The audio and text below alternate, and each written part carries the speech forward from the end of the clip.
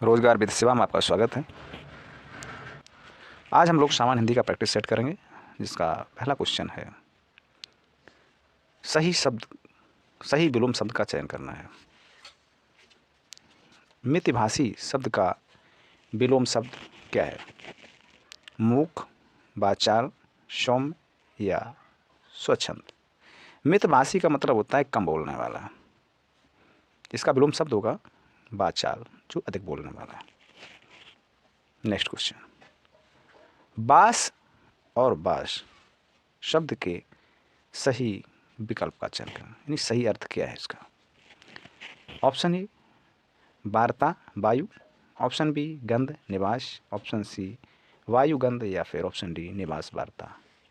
यानी बास बास का मतलब होता है गंध, एक तो गंध होता है और दूसरे वास का मतलब होता है निवास। वास स्थान कहाँ है, मतलब निवास स्थान कहाँ है। नेक्स्ट क्वेश्चन, अशुद्ध बर्तनी वाला शब्द चयन करना है। किसकी अशुद्ध बर्तनी, यानी गलत कौन सा लिखा है। ऑप्शन ए अद्भुत, बी व्यथा, सी आशीर्वाद, आशीर्वाद या फिर ऑप्शन डी व्याकरण। अशुद्ध क्या है? आशीर्वाद, आशीर्वाद, ये आशीर्वाद गलत लिखा है। नेक्स्ट क्वेश्चन, बालक ने पुस्तक पढ़ी होगी। प्रयुक्त वाक्य में कारक चिन्ह कौन सा है? ऑप्शन ए कर्म कारक, ऑप्शन बी अधिकरण कारक, ऑप्शन सी कर्ण कारक या फिर ऑप्शन डी कर्ता कारक। बालक ने शब्द है, किसका कारक चिन्ह है? कर्ता कारक का, कर्म कारक, अधिकरण। कर्ता का चिन्ह है कर्ता ने, तो ये कर्ता कारक हो गया। बालक ने पुस्तक पढ़ी होगी, ये कर्ता कारक है। नेक्स्ट क्वेश्चन, निम्नलिखित वाक्यांशों के लिए सही शब्द का चयन करना है। दीवारों पर बने चित्र के लिए एक शब्द क्या कह सकते? वाक्यांशों के लिए एक शब्द। ऑप्शन ए कूट चित्र, ऑप्शन बी भित्ति चित्र, ऑप्शन सी स्तंभ कला या फिर ऑप्शन डी भित्तक। दीवारों पर बने हुए चित्र का मतलब, दीवार का मतलब होता है भित्ति। भित्ति मान भित्ति का अर्थ भी होता है दीवार, तो भित्ति चित्र मतलब दीवारों पर बने हुए चित्र को भित्ति चित्र भी कह सकते हैं। नेक्स्ट क्वेश्चन, और ये बहुत अच्छा क्वेश्चन, सर्वनामों की संख्या बहुत पूछी जाती है। बहुत अच्छा क्वेश्चन, हिंदी में सर्वनामों की संख्या कितनी है? ऑप्शन ए 10, बी 11, सी 12 या फिर डी 13। सही आंसर है इसका 11। अब ये पूछ सकता है कौन कौन से सर्वनाम 11 है। मैं, तू, आप, यह, वह, सो, जो, कोई, कुछ, कौन, क्या, इस प्रकार ये 11 सर्वनाम। नेक्स्ट क्वेश्चन, कोष्टक में दिए गए विराम चिन्ह का नाम बताएं। यानी ये जो ये इसका नाम क्या है? विराम चिन्ह है, इसका नाम क्या है? क्या ये पूर्ण विराम है? ऑप्शन बी अर्ध विराम, ऑप्शन सी अल्प विराम या फिर प्रश्नवाचक चिन्ह। प्रश्नवाचक चिन्ह कैसा होता है पता है सभी को। पूर्ण विराम का भी पता है।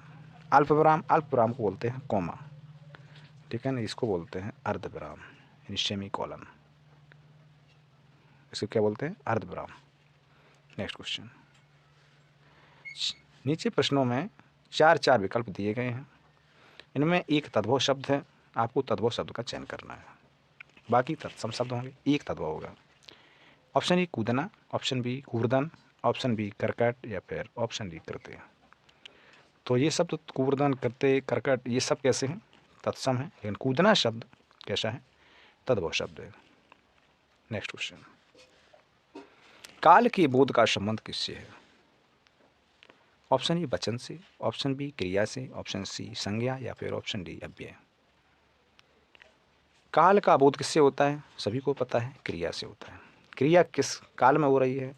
वर्तमान या भूत या भविष्य काल में। तो काल का बोध क्रिया से ही होता है। नेक्स्ट क्वेश्चन, निम्नांकित प्रश्नों में विशेषण प्रयोग की दृष्टि से कौन सा शुद्ध है? शुद्ध वाक्य बताना है, यानी किसमें विशेषण का उपयोग सही से उपयोग किया गया है। अनेक छात्र हिंदी नहीं जानते हैं, हजारों लड़का गरीब हैं, कितने लड़का पढ़ रहे हैं, सेना में कितना घोड़े हैं। तो कितने सेना में अगर कितने घोड़े होता तो सही होता है। कितने लड़के पढ़ रहे हैं तो भी शुद्ध हो जाता है। हजारों लड़के गरीब हैं तो ये सही हो जाता है। तो इस प्रकार ये तीनों गलत है। ऑप्शन ए सही है, क्योंकि अनेक छात्र हिंदी नहीं जानते, ये शुद्ध वाक्य है। नेक्स्ट क्वेश्चन, निम्नांकित प्रश्न में विशेषण और विशेष्य का युग्म कौन सा अशुद्ध पूछा गया है। विशेषण और विशेष्य, एक पहले होगा विशेषण फिर विशेष होगा। तो option A 2 kilo ghee, 2 kilo ghee, 2 kilo क्या है, ये विशेषण है, और घी क्या है, विशेष। ये तो शुद्ध है। सुंदर लड़की, सुंदर क्या है, विशेषण है, लड़की क्या है, विशेष है, ये भी सही है, शुद्ध है।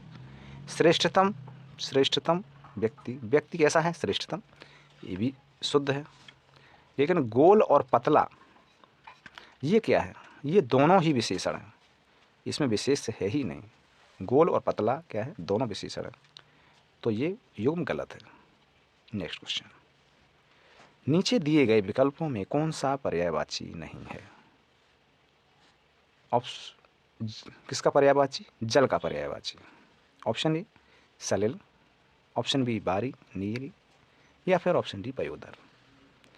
जल का पर्यायवाची सलिल, बारी, नीर, तोय, ये सब किसके हैं, जल के।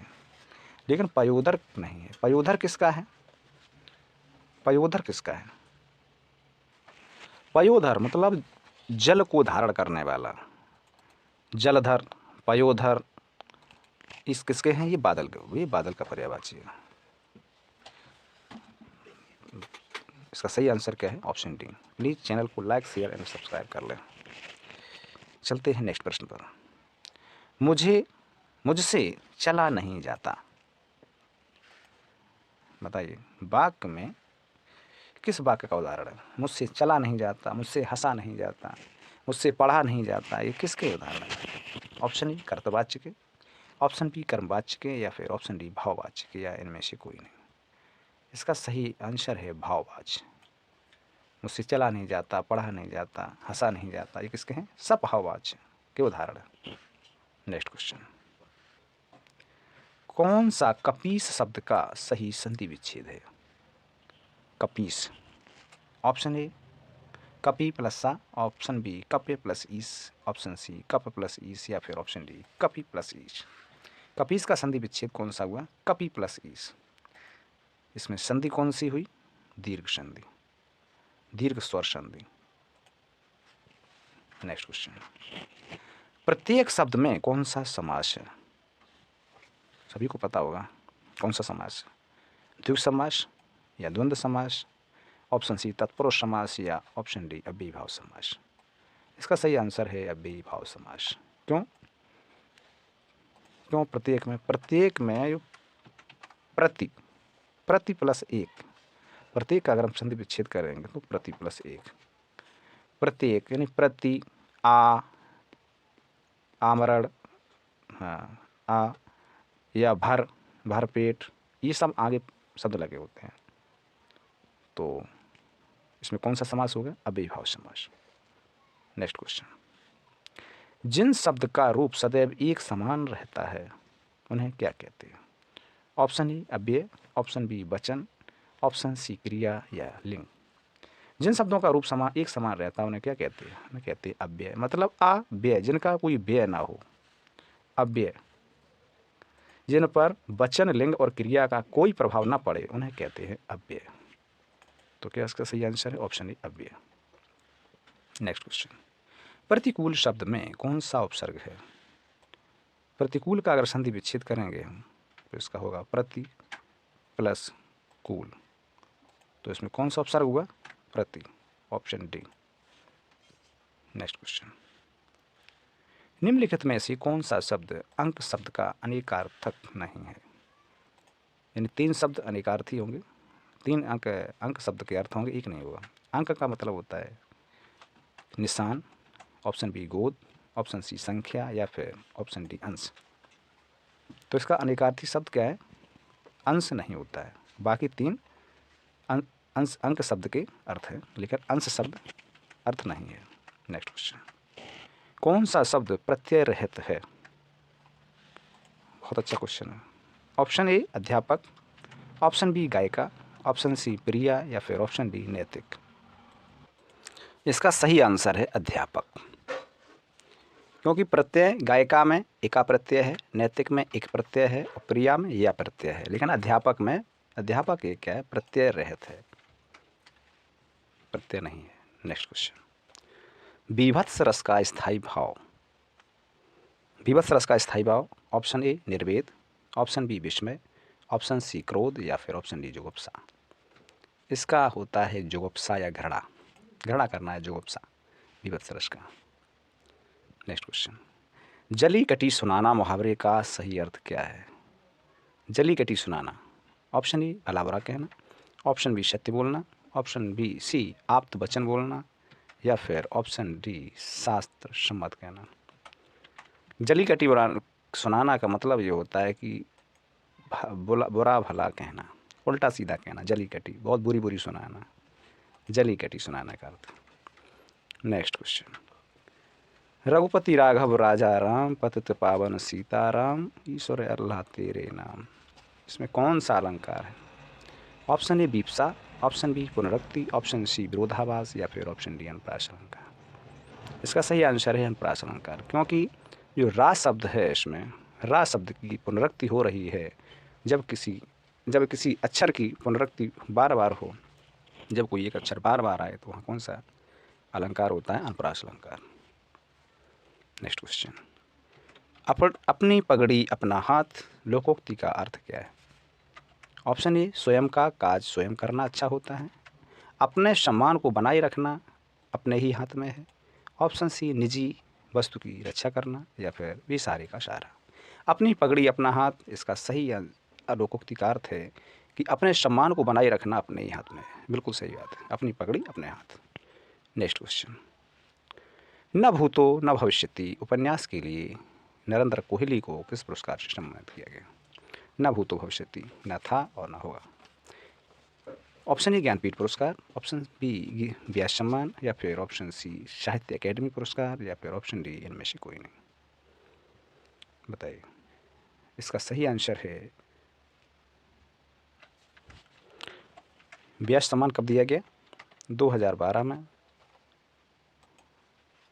नरेंद्र कोहली जी को दिया गया था, भूतो न भविष्यति के लिए।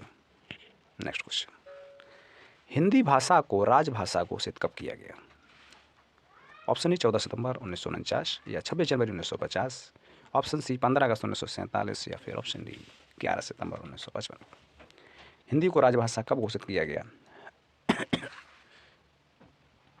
इसका सही आंसर है 14 सितंबर 1949 को। 14 सितंबर 1949 को, इसलिए 14 सितंबर को क्या मनाया जाता है? हिंदी दिवस के रूप में मनाया जाता है। नेक्स्ट क्वेश्चन, निम्न वाक्यों में सही वाक्य का चयन करना है, कौन सा वाक्य सही है? ऑप्शन ए जानते हैं किसी को कि इस बात को सताया ना जाए, ऑप्शन बी जानते हैं इस बात को कि किसी को सताया ना जाए, ऑप्शन सी है इस बात को जानते हैं कि किसी को सताया नहीं जाए या फिर ऑप्शन डी इस बात को जानते हैं कि किसी को सताया ना जाए। तो इसका सही वाक्य है ऑप्शन डी, इस बात को जानते हैं कि किसी को सताया ना जाए। Next question,